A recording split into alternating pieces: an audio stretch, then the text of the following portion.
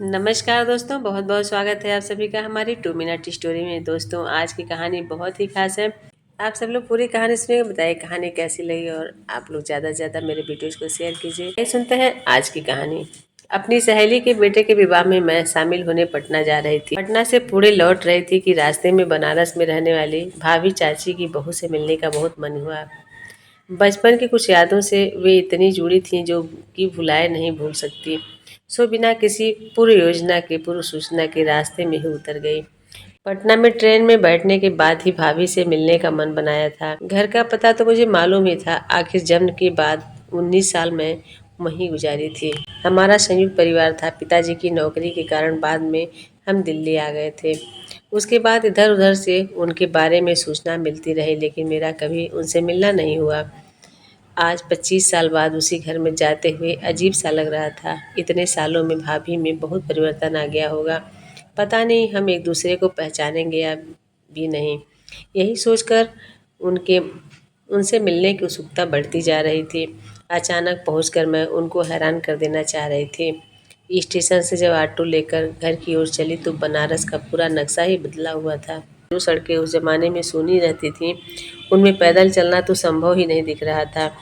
अट्टालिकाओं से शहर भरा पड़ा था। पहले जहाँ कारों की संख्या सीमित दिखाई पड़ती थी, अब उनकी संख्या अनगिनत हो गई थी। घर को पहचानने में भी दिक्कत हुई।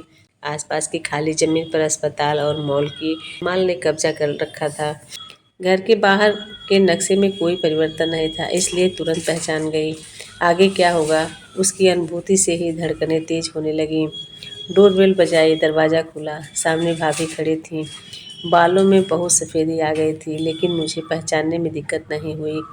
उनको देखकर मेरे चेहरे पर मुस्कान तैर गई, लेकिन उनकी प्रतिक्रिया से लग रहा था कि वे मुझे पहचानने की असफल कोशिश कर रही थीं।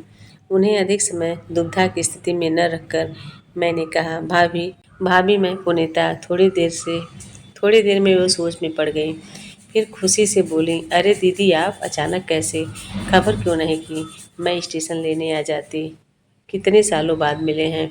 उन्होंने मुझे गले से लगा लिया और हाथ पकड़कर घर के अंदर ले गईं। अंदर का नक्शा पूरी तरह से बदला हुआ था। चाचा चाची तो कब के काल कवलित हो गए थे।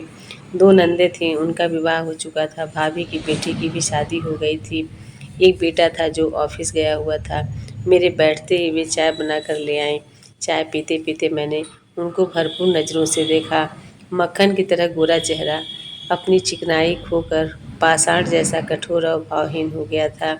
पथराई हुई आंखें जैसे उनकी चमक को ग्रहण लगे वर्षों बीत चुके हों।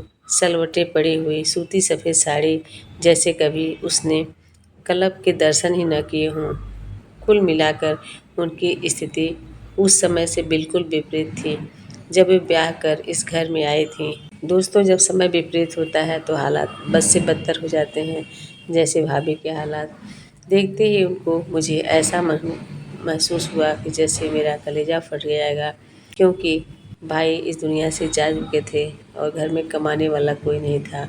जो भाभी शान शौकत से रहती थी, आज आर्थिक तंगी से झेल रही थी। दोस्तों, ऐसे में हमें क्या करना चाहिए? हमें अपनों की मदद ज़रूर करनी चाहिए। अगर हम करने लायक हैं तो नहीं करने लायक हैं, जितने लायक हैं उतना करना चाहिए। और एक दूसरे से मिलने से, बातचीत करने से कष्ट कम हो जाता है। कहानी कैसी लगी आप लोग ज़रूर बताइएगा। इन्हीं शब्दों के साथ आज मैं विदा लेती हूँ। फिर मिलती हूँ नई कहानी में। तब तक के लिए हमारे सभी प्यारे मित्रों को प्यार भरा नमस्कार।